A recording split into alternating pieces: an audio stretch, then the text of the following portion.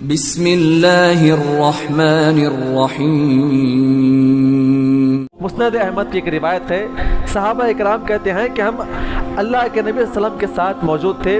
ہم ایک باغ میں چلے گئے جو کہ انصاری صحابی کا ایک باغ تھا۔ باغ میں صحابہ اکرام ٹھہرے ہوئے تھے۔ اونٹ وہاں سے اچانک اللہ کے نبی کو دیکھ لیا اور اللہ کے نبی کے پاس دوڑتا ہوا آیا۔ اب غور کریں، صحابہ اکرام بڑے تعجب سے یہ واقعہ بیان کرتے ہیں۔ مسند احمد کی روایت ہے، اونٹ اپنا کام کر رہا تھا۔ اس زمانے کے اندر اونٹوں کا کام کیا تھا؟ اونٹوں و غلاموں کا کام کیا تھا؟ اس زمانے کے اندر ہل چلاتے، ٹھیک ہے، بیج ڈال دیتے۔ بیج ڈالنے کے بعد پانی اگر لانا ہوتا، جہاں جہاں پر پانی ملتا تو لوگ اپنے اونٹوں کے اوپر جہاں پہ پانی ملتا اس کے اوپر لاد کر لایا کرتے تھے۔ اور اس زمانوں کے اندر مجوری کیا تھی؟ کسی کا باغ ہے تو جا کے پانی لانا، جڑوں کے اندر پانی ڈالنا اس زمانے کا بڑا کام ہوا کرتا تھا باغ والوں کے پاس۔ تو صحابہ اکرام کہتے ہیں کہ ہم کھڑے ہوئے تھے، اللہ کے نبی کو ایک اونٹ دیکھا، اپنا کام چھوڑ کر دوڑتا ہوا اللہ کے نبی کے پاس آیا۔ صحابہ اکرام نے وہ المناک منظر پیش کیا ہے۔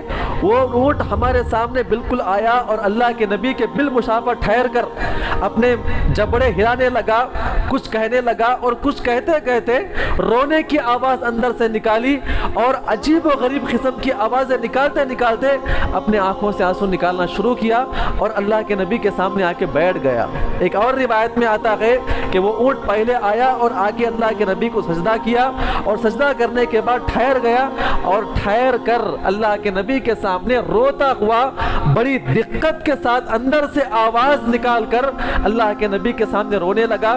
اللہ کے نبی نے اسے بالکل اپنے قریب کیا اور اس کے ماتھے پہ ہاتھ پھیرا۔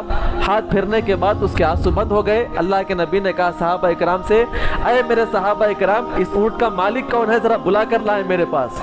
اس صحابی رسول کو آواز دی گئی، وہ اللہ کے نبی کے بلانے پہ دوڑتے ہوئے اللہ کے نبی کے پاس آئے۔ اللہ کے نبی نے کہا کہ یہ آپ کا اونٹ ہے؟